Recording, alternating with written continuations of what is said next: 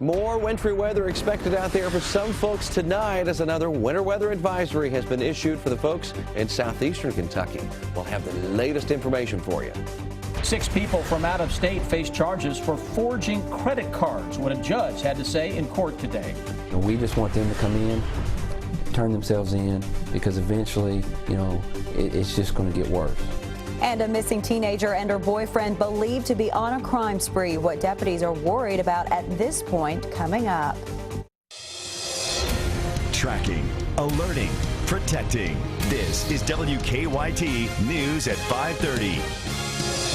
Good evening to you. Another round of wintry weather could be rolling across parts of the bluegrass tonight. Now, most of eastern Kentucky is under a winter weather advisory, a large area. We start with meteorologist Jim Caldwell, who has the details on who could see some flakes tonight. Jim? And again, it's going to be those folks out in eastern Kentucky, that targeted zone in our winter weather advisory. And we have the winter weather advisory right there for you. Let's show you exactly who's going to feel more of the impacts as we go through the evening and into the overnight. Freezing drizzle possibility initially for a lot of you. Then you start talking about some light snow showers.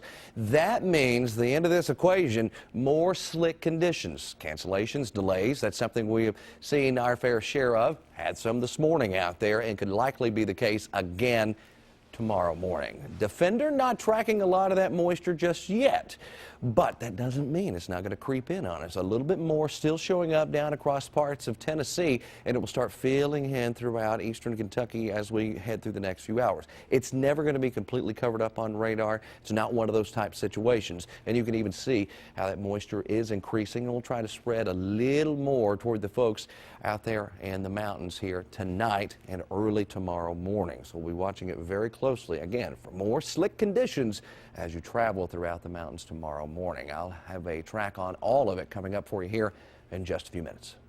All right. Thank you, Jim. Well, they're accused of forging credit cards. Lexington police arrested 6 people from out of state this week. Combined, police say they had more than 50 fraudulent cards on them. 3 people were arrested Sunday. Another 3 were arrested on Monday, but police say they don't know if the 2 groups of people are related. Victor Puente was in court today as one of those groups answered to their charges. It's our top story at 5:30. Lexington police have charged 2 different groups of people with forging credit cards. All 6 are from out of state. The police say it's too soon right now to know if the 2 groups are connected. The 3 of those people who had court this afternoon had video arraignments. Saidal Lama Diallo, Kristen Jones, and Abubakar Sal were all arrested yesterday at the Kroger on Richmond Road. They each face 10 counts, a possession of a forged instrument. Police documents say they had over 50 re-encoded credit cards on them. Diallo and Sal are also charged with trafficking in financial information and making false credit cards. Diallo and Jones are from Georgia. Sal is from New York. The day before their arrest, 3 people from Chicago were taken into custody for similar charges. Raquita King, Tara Washington, and Patricia Smith were arrested at the Meyer in Hamburg. Police documents say they also had multiple forged credit cards on them when they were arrested. Police aren't saying if the 6 people are connected to each other. At today's arraignment, Judge Megan Lake Thornton said if they did make bond, they couldn't leave the state. Falsely making or embossing a credit or debit card. And 1, 2, 3, 4, 5, 6, 7, 8, 9, 10 counts of criminal possession of a forged instrument, 2nd degree. All of those are felony offenses. You will need an attorney to represent you. Court clerks tell me from that first group of arrests, Tara Washington and Patricia Smith have already bonded out of jail. They say Raquita King didn't receive a bond because she's also facing a charge of being a fugitive from the state of Illinois. In Lexington, Victor Puente, WKYT. Lexington police are not commenting on the charges or the investigation that led to those arrests. In Richmond, police are looking for a man they say broke into a vehicle, stole a debit card, and then used it. We're told the crime happened on Saturday. Officers say this man used the stolen debit card at Walmart and then got into a Ford Expedition. It's being called an outbreak. Nursing homes in southern Kentucky started reporting widespread flu activity earlier this week, but now state health officials are saying that the flu outbreak is a statewide problem. Health experts tell us that there are now widespread flu cases in 64 nursing homes. Some of those nursing homes have started limiting visitors to keep the flu from spreading. Facilities may decide that they're going to limit resident activities, but they also may restrict visitors. And so we would really like the public to respect that. The Kentucky Department of Public Health says this year's flu season has already been far worse than the past few flu seasons. Doctors say even though we're well into flu season, it is not too late to get the vaccine. A father is pleading for help as investigators continue their search for his 13-year-old daughter. Our county-by-county coverage at 5:30 begins in Grayson County. Cheyenne Phillips' father says he last saw his daughter on January 3rd. Deputies say the teenager is believed to be with her boyfriend, 18-year-old Dalton Hayes. The sheriff says the two have been running from deputies and going on a crime spree. He says the couple stole one car, crashed it, ran from deputies, and then stole another. The two likely have no money, and the sheriff worries what they'll do to get cash. We just want them to come in, turn themselves in, because eventually, it's just going to get worse for them and law enforcement, and we do not want that to happen. Deputies say the couple ditched some of their clothes while running through the woods. The pair may still be in a red 2006 Toyota Tacoma. Authorities say a gun was inside one of those stolen cars without any ammunition. In Bracken County, police are asking for help in looking for suspects wanted for several recent burglaries. The sheriff there says there's been some home and business break-ins around the county. According to the Ledger Independent, the vehicle of interest is a black Honda Civic with two white men inside. Deputies say the suspects stole mainly jewelry from the homes. In Magoffin County, a man is arrested and accused of abusing his dog. Kentucky State Police say earlier this month they received a call about an abuse case along Gardner Trail in Salyersville.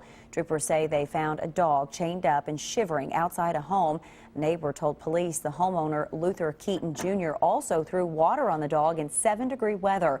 Keaton faces a second-degree cruelty to animals charge.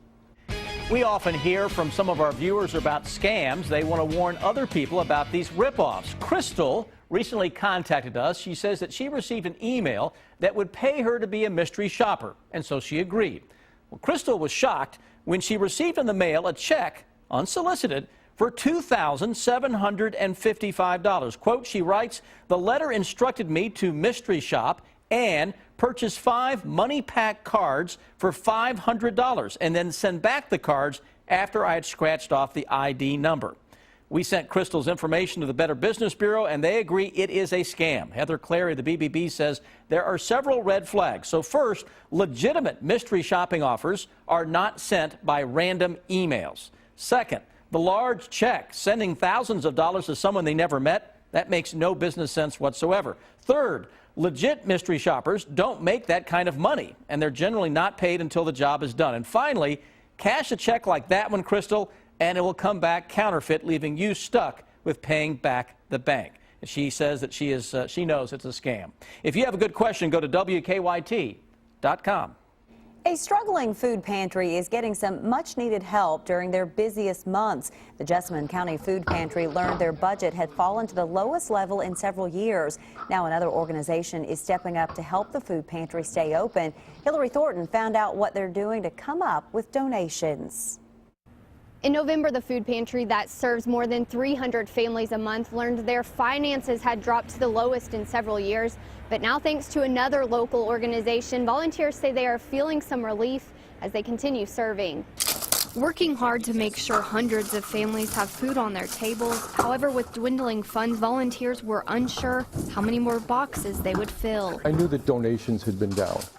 I didn't realize the level that they had dropped to. It gave us the understanding as if we didn't get out there and be a little more active and let people know that we were having some troubles, it was just going to continue. Workers with the organization walking with him heard of the pantry's struggles and used their experience with the internet to get the pantry a website up and running. Able to spend a couple hours of one day giving to us so that we can give to other people. That's the best part. Another organization stepping in to help the pantry continue serving their community. We're all separate, but we're all determined that we're working together, and we're going to do everything we can to reclaim and restore the community here. Volunteers say the website is not only providing online donations, but say it is also creating some community awareness. We will have a link to that site on WKYT.com. In Jessamine County, Hillary Thornton, WKYT. And how about this? Thanks to those online donations, volunteers say the 600 Thanksgiving turkeys and 400 Christmas hams given out have now been paid for. A retail store is making sure people in need stay warm this winter. Coming up on WKYT News at 5:30, a look at a big donation. I'm Bill Bryant. This week has already seen 2 more candidates for Kentucky governor. We'll have that, and a presidential candidate will be in the neighborhood. The bottom line is coming up. Someone has information that will lead us to the person or persons responsible. We're in Bardstown getting an update on the Officer Jason Ellis murder investigation.